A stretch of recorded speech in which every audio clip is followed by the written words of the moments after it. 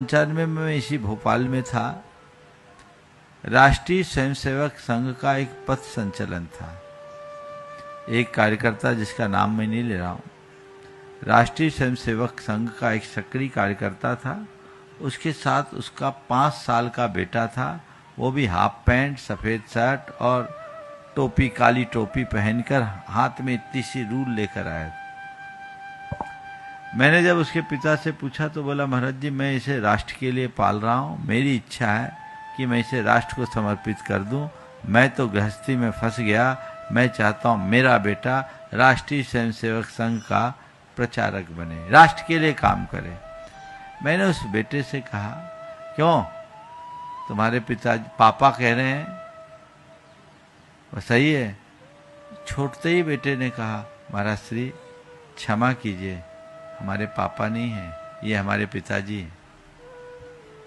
5 साल के बच्चे, मैं चौक मंदिर में था, ये हमारे पापा नहीं पिताजी हैं। मैंने कहा ठीक है, तुम्हारे पिताजी कह रहे हैं कि तुम्हें प्रचारक बनाएंगे, कभी तुम्हारे पिताजी भी ऐसे कहते थे, उनने शादी कर ली, तुम भी कर लोगे क्या? अरे महाराज जी क्षमा कीजिए, मेरे पिताजी की शादी नहीं हुई, शादी में तो बर्बादी है, मेरे पिताजी का विवाह हुआ है। 5 साल का बच्चा। फिर बातचीत आगे बढ़ी। मैंने उस बच्चे से कहा, जाओ आप खाना खा लो। आपने खाना खा लिया? मैंने पूछा, खाना खा लिया? बोला, महाराज हम खाना नहीं खाते, खाना तो मियाँ खाते हैं, हम भोजन करते हैं। एक 5 साल के बच्चे के मुख से ये बात सुनकर मैं हतप्रभ रह गया।